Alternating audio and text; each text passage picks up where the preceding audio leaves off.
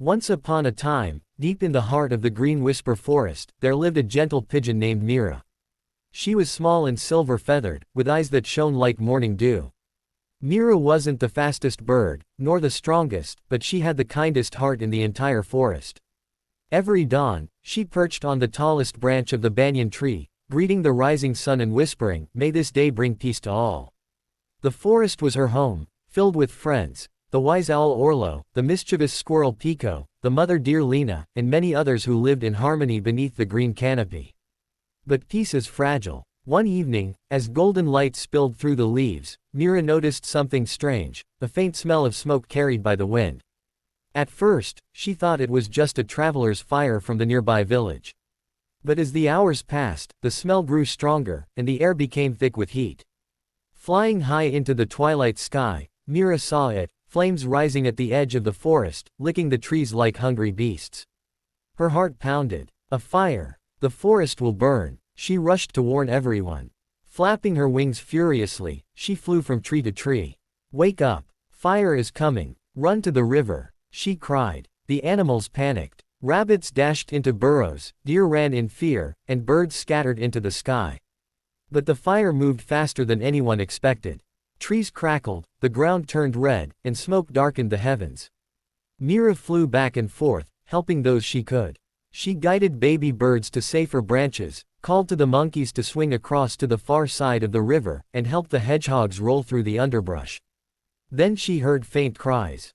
It was Lena the deer, calling for help. "My fawn! My baby is trapped!" Mira dove through the smoke. Between burning shrubs stood a tiny fawn trembling with fear. The flames closed in. Mira's wings burned from the heat, but she didn't stop. She flew in circles, cooing to the baby deer, "Don't be afraid. Follow my voice." The fawn stumbled, but moved toward her gentle sound. Step by step, Mira led it out through a narrow path toward the river. By the time they reached safety, Mira's feathers were blackened, and she could barely breathe.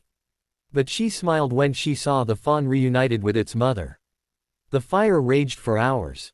Animals huddled near the riverbank, watching their beloved home burn. Mira sat silently on a rock, tears in her eyes. "All our homes, our trees, our nests, everything is gone." The owl Orlo said sadly, "There's nothing we can do, Mira. The fire is too big." But Mira couldn't accept that. She looked up at the fiery sky and whispered, "Maybe one small bird can't stop a fire, but maybe one drop of water can make a difference." She flew toward the river, dipped her beak into the water, and carried a few drops in her mouth. Then she flew over the burning trees and let the drops fall. It was nothing, just a few drops on a sea of flame. Yet she didn't stop. Back and forth she went, again and again. From the river to the fire, over and over, wings trembling, eyes burning, heart breaking. The other animals watched in silence. Some cried. Pico the squirrel shouted, "Mira! You're too small. You'll die." But Mira answered softly, "Maybe I can't save the forest alone. But I can show that I care." Moved by her courage, the others couldn't just stand by anymore. Orlo the owl flew to gather the other birds. "Let's help her," he cried. Soon, hundreds of wings filled the smoky sky, sparrows, parrots, crows, and doves, all carrying tiny drops of water from the river. The elephants used their trunks to spray water. The deer stamped out small fires. Even the monkeys formed chains to pass leaves filled with water. What began as one pigeon's act of love became a wave of unity. The flames still roared, but now, they began to weaken, beaten back by courage, teamwork, and hope. By dawn, rain clouds gathered above, as if the heavens themselves had seen Mira's effort. Thunder rolled, and soon heavy rain began to pour. The forest sizzled, hissed, and slowly the fire died. When morning came, the forest was quiet. Smoke still rose from the charred earth, but life had survived. The animals gathered near the river. In the center lay Mira, exhausted, her wings scorched, her eyes closed. "Is she?" whispered Pico. Orlo bowed his head. She gave everything she had. Then, a soft coo broke the silence. Mira stirred. She opened her eyes weakly and smiled. "The forest is safe." "Yes," said Lena with tears in her eyes. "You saved us all, Mira." The animals cheered, not loudly, but with love, because they knew the truth. One small heart had saved a whole world. Weeks passed. The rain returned, and green shoots began to rise from the ashes. The forest healed, slowly but surely.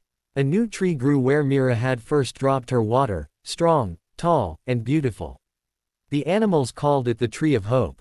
Every year, when the rains began, they would gather beneath its branches to remember the little pigeon who never gave up. Orlo would tell the story to every new generation. Remember, my children, courage is not in size or strength. It is in the heart that keeps trying, even when all hope seems lost. Mira still lived in the forest, though her wings never fully healed.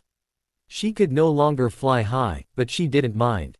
She spent her days teaching the young birds about love, kindness, and courage. And sometimes, when the sun set through the trees, her feathers glowed gold, like the very light of hope itself. Even the smallest act of kindness can ignite a fire of hope. One heart that cares can inspire an entire world to change.